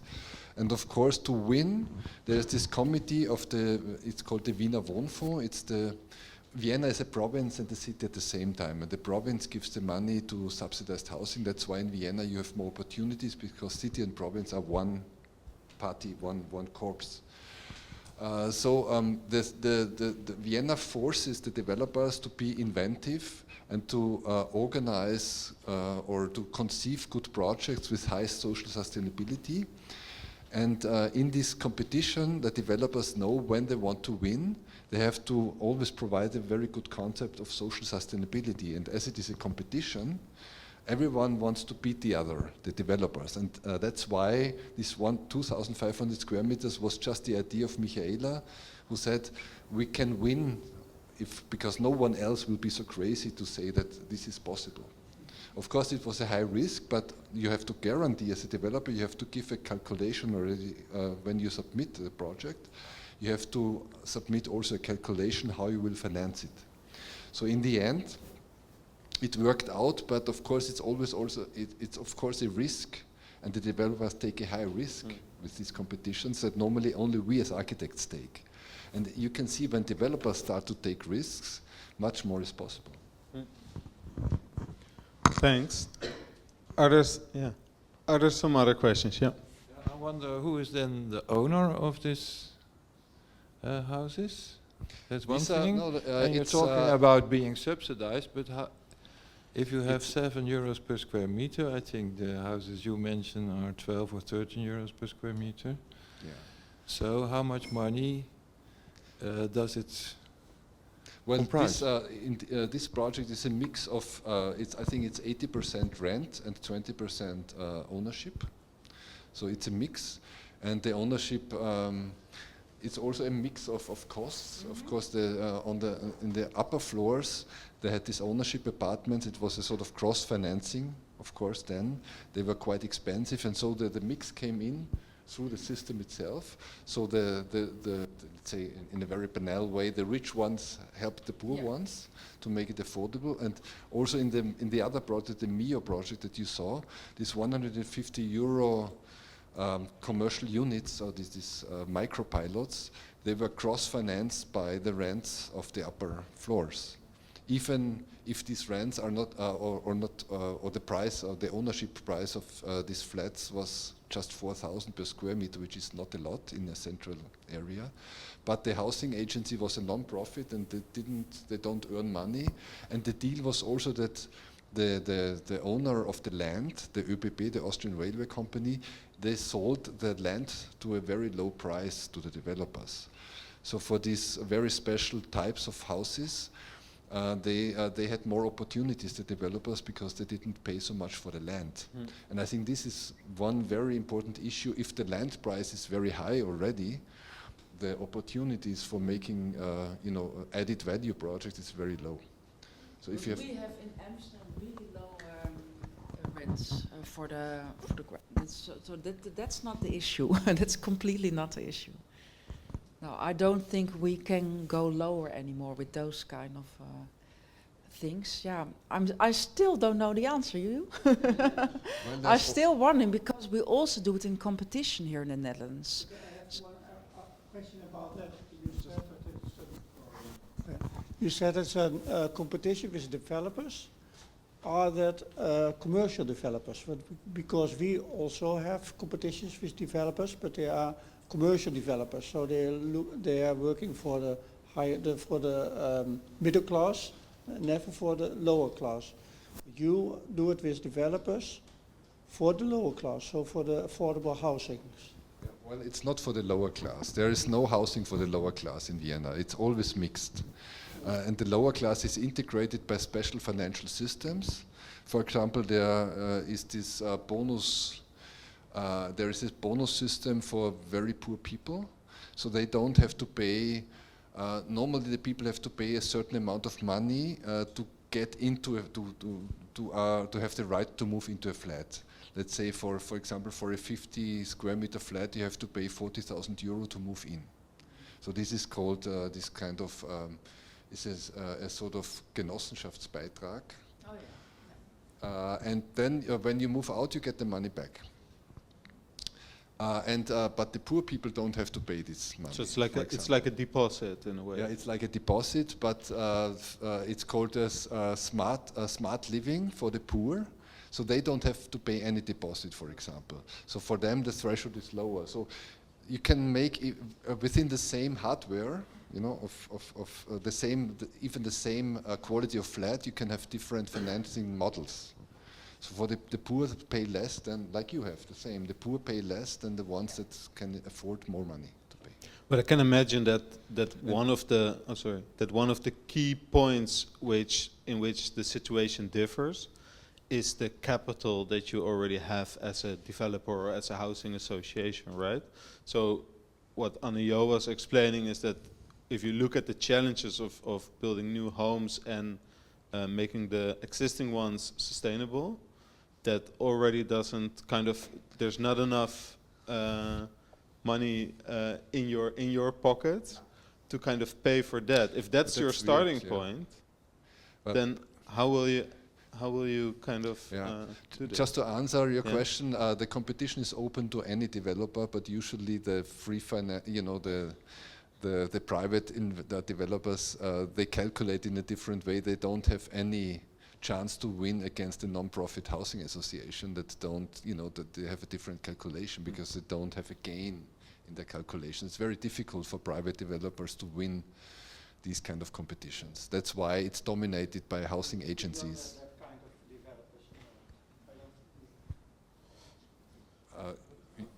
Well, the housing corporations, yeah. We develop our own, Yeah. But there's also a sort of umbrella organization under which all the housing associations, if I understood, it's the same system in a way. And the money, of course, in the end comes from the people that move in. They pay the rent. And the subsidies are paid by the province of Vienna to the developers. They get a better bank loan condition, also like in your case. So they have better. Okay, maybe some questions that could help us answer this. A small one. So it's quite similar, but. So why do housing corporations in the Netherlands not participate in competition, in developers competitions? Because you will win. We just heard that. Yeah, but we do a lot of. You must know that 50% of the houses we build, we cannot afford to pay the ground ourselves. So a private market company owns the ground, let's say, or the land, and then they sell it to us. So most of the times we can't choose. In 50% of the cases, it's just say yes or say no. And they decided what kind of housing quality they're making. But in Amsterdam, the quality is good. Dus, we have high standards of housing quality. But yeah, for half of the houses we make, let's say we don't develop it. The only thing is, they say, oh, we make those nice houses. Would you please like to pay it? And if you say no, we have 8 other companies in Amsterdam who are interested. So maybe that's a difference. And on the other half, we do it on our own land, so then we can densify it. But we still need to pay for the prices to build new houses. And to be honest, what we ask for rent is too less money to pay back in 50 years those grants. It's not possible. Maybe we first go to someone else. Maybe that clarifies things. So, thank you for the beautiful lectures. Anjo, I understood that currently the housing corporations pay two new taxes, new types that are profit-based taxes, which is idiotic, of course, because corporations are, and that nowadays it's on the same level again as the previous national tax or this year or next year. So there's a big difference, of course, between paying a lot and getting subsidizing. So I guess that's a huge amount of money if you compare that. And in the Netherlands, we sponsor house owners. So if you look at all the tax benefits, it's much more for house owners than if you add all the benefits for renters, which is, some of them get a little bit of funding. One small question, you also said non-profit free market developers. So they also exist. It was a free financed project because the non-profit developers, they can do also free financed projects without subsidies. And they calculate, of course, in a different way than private developers that are based on how much they gain. Because they don't want to earn money, they want to create a project in a sustainable way, the non-profit housing agencies, and to make it work. So in the end, that's why it was still possible to have on the free financed market affordable rents and ownership prices, because it was done by a housing agency that did not calculate any profit into their calculations. But maybe she's right. There's a big difference between the tax we pay, and you're right, we have now the vennootschapsbelasting. So we started with one tax and now they introduce another tax. And it's a really strange tax because they think we are companies who worked international, and that we don't want to make profit and we don't want to pay the taxes for profit. And that's the reason we pay that vennootschapsbelasting, and especially the ATAT in it. It's so stupid. Last week I was in a congress with our minister, and I asked her, please, can you stop with that vennootschapsbelasting? Please stop with it. I don't understand the argument why we, national companies, pay those taxes.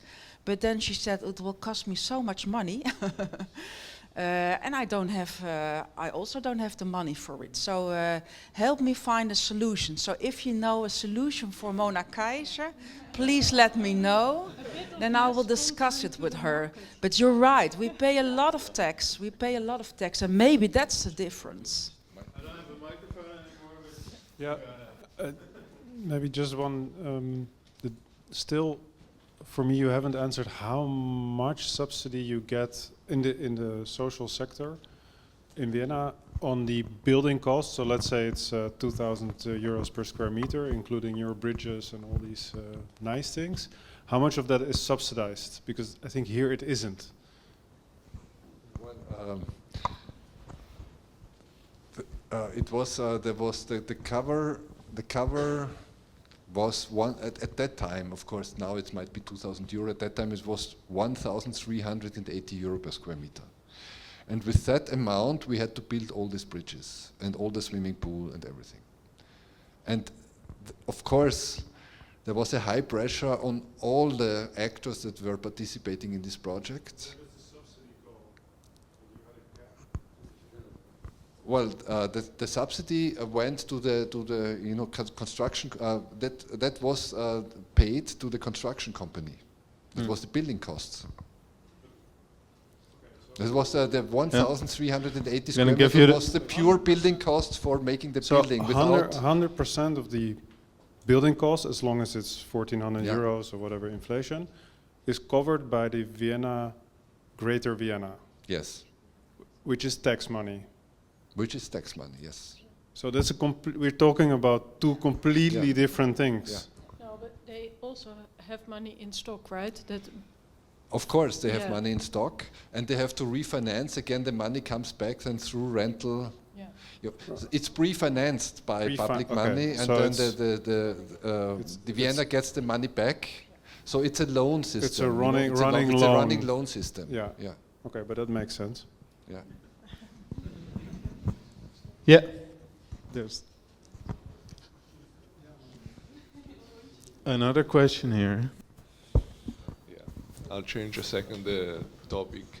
Well, thanks for the presentation and the commitment you show in your design.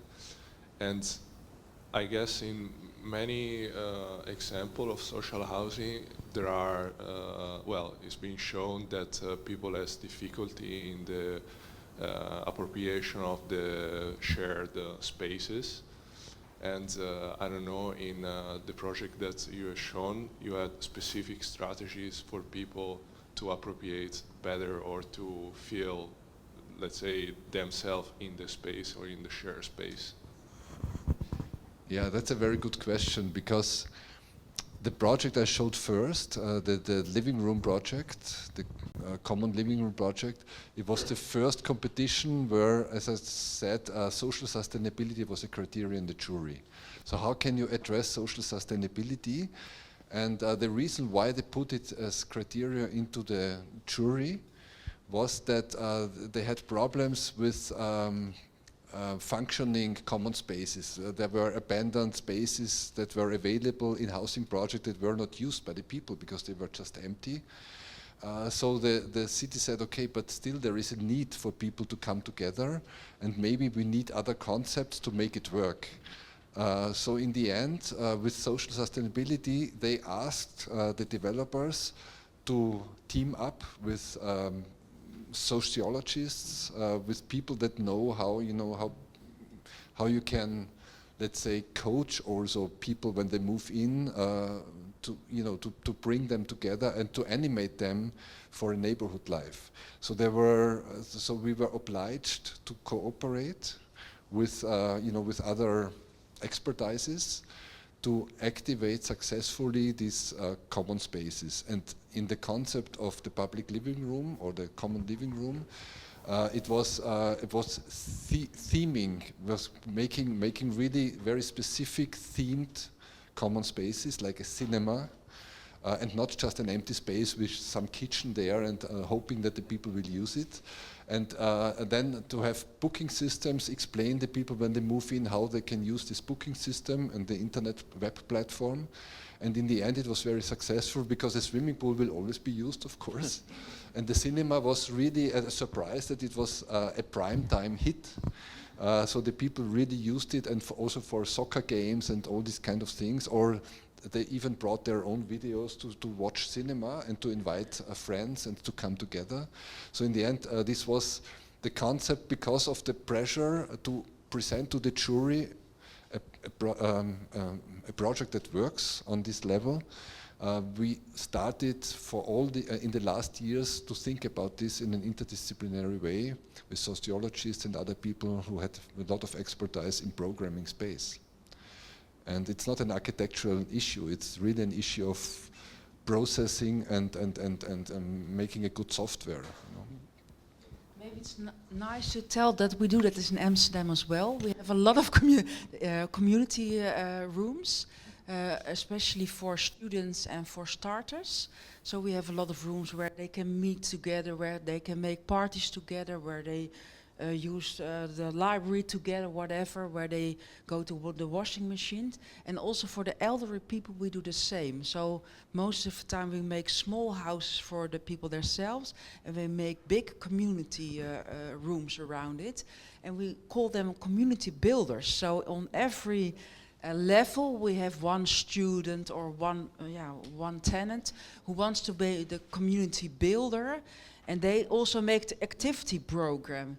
They start, if you are new in the building, they say hi to you, they make a nice conversation to you, they ask what do you want to do with your neighbors. So we call that community builders, and we also make that community space a lot, and especially for young people and for elderly people. Yeah, maybe to tap on this, because like 3 weeks ago, Beatrice Ramo gave a presentation also explaining a huge diversity of floor plans in a project in Paris that she designed. And I think you're going to ask something about that. Just to add, we call them caretakers. Oh, okay. In German, Kümmerer. Yeah.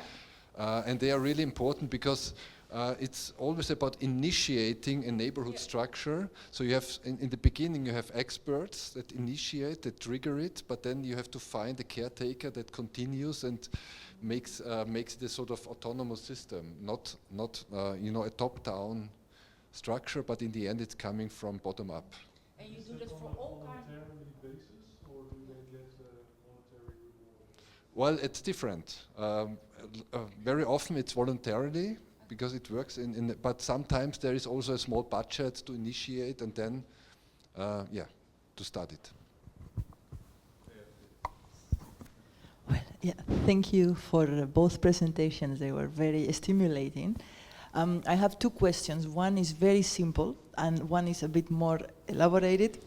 The first is just for your Vienna project where it was possible to propose 36 square meters for a family of 3, for example.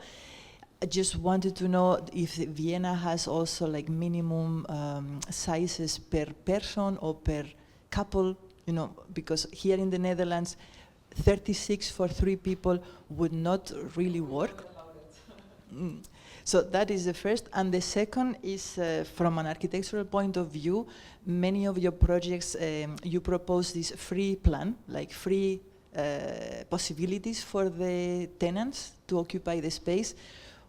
I just gave a lecture last week about a very precise configuration, like where we as architects design every space because our experience or our philosophy says that we know better without any kind of top-down approach, but like we have seen how people design when you can let them design and we say, okay, we listen to them, but we design the plans.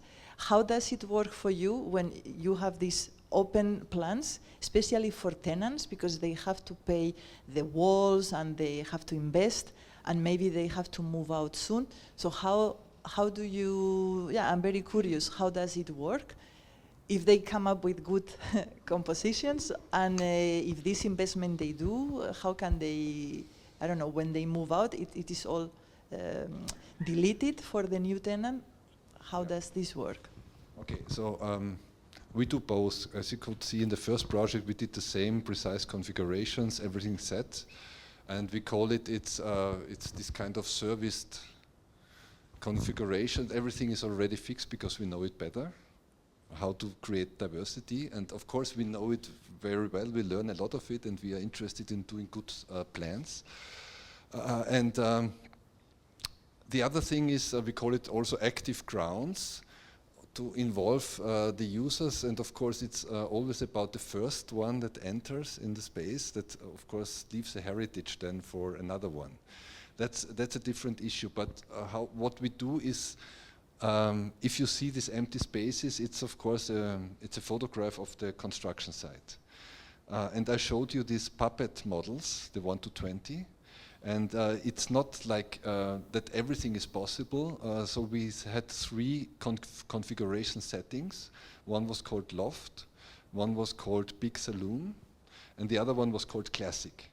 And the people could choose out of these 3 settings which kind of configuration they would like to activate.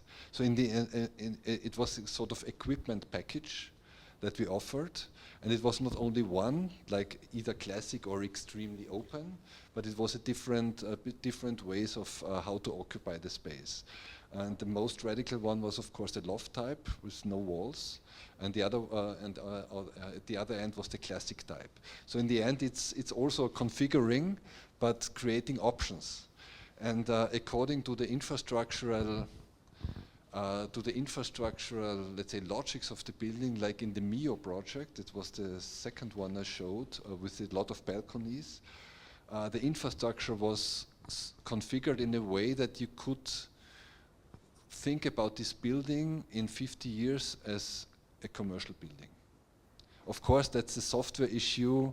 It might never happen, but the hardware is ready for doing it. And if someone moves out, of course, you have to unbuild walls if you do, but you can do it. The question is, of course, if you will do it or if you won't do it. There is no budget, of course, then to remove the walls and to create new walls. That would be, of course, something that has to be done.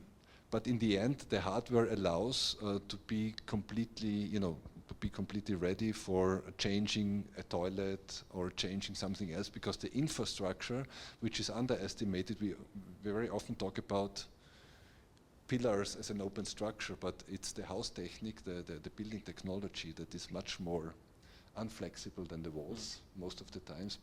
Even a load-bearing wall could be, cut out if you make a beam on top. But the building technology is the most difficult challenge. And if you make that flexible, of course, you give the opportunity for later to change a lot. And we should build buildings for 100 years. So the philosophy behind it is, it's a building that it's for the next 100 years. It should not be broken down in the next 50 years or 30 years. That's why it's an open use height, clearance. It's an infrastructure that works in a different way. But of course, the management of the second or third user that comes afterwards, that is not conceived financially, like you said. There is no financial concept for that. It's always the right, the privilege of the first to move in. Yeah. And then, of course, the second one has to, but in the loft building, for example, even the first that moves in, if he wants or if she wants to have walls, they have to do it. But of course, it was we saved a lot of money not to do the walls and all these electricity things and all these plug-ins that they have to pay the walls, but there is a package where they get a good price, or they do it. What is also interesting, the people said they want to do it by themselves, and they don't want any cardboard walls. They want wooden walls. So in the end, they would never have get wooden walls. Of course, they have to afford them, they have to pay them, but they want to do it because they say, okay, they have the choice, they can do it. And that's also an interesting point, that now, instead of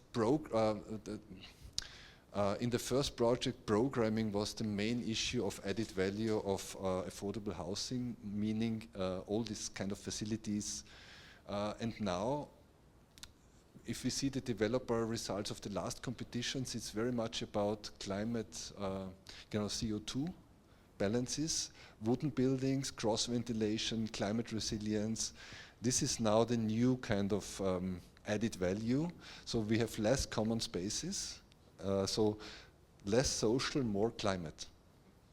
It's also interesting, no? And you see then suddenly the people say, okay, we don't want to have cheap cardboard walls. We want to invest more money in wooden walls, or do it by ourselves to save money. So we give them the opportunity, and also, of course, we try to support them by coaching them how to do it.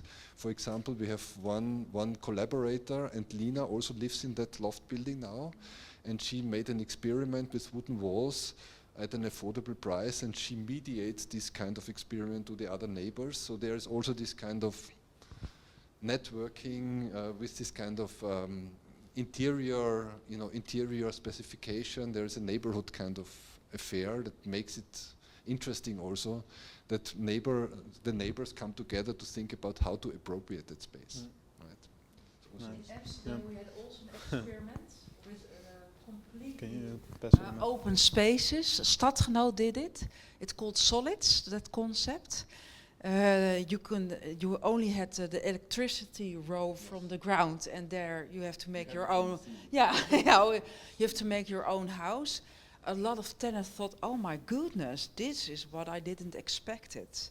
And the second thing is they wanted to make a mixed building, but then there was so much a need for hotels that there came hotels. They didn't went on one floor, they went just through the building, just between the people who lived there.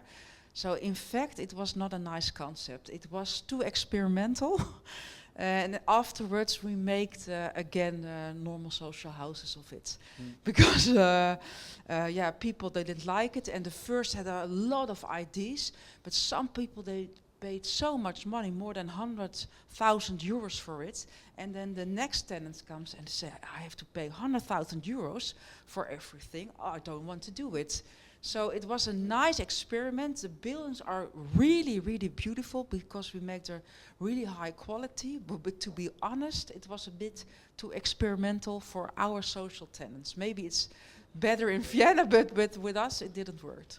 But there's one important thing, a lot of people don't want to do any walls, because this building only has 40 flats, and there in this urban project there are 5,000 flats on the market, and we said, well, an offer of 40 flats without walls might be a market niche to be addressed, and there are a lot of people that prefer to live like that, and the majority of people, they don't do the walls.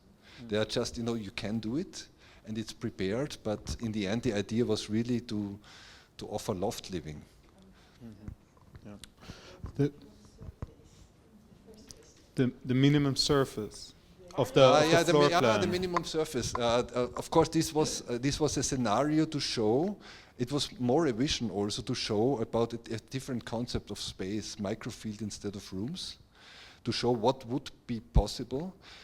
There is a rule in Vienna that the smallest apartment cannot be less than 30 square meters. 30. And we know illegally we know that in apartments of 50 square meters very often 6 people live, migrants for example, illegally.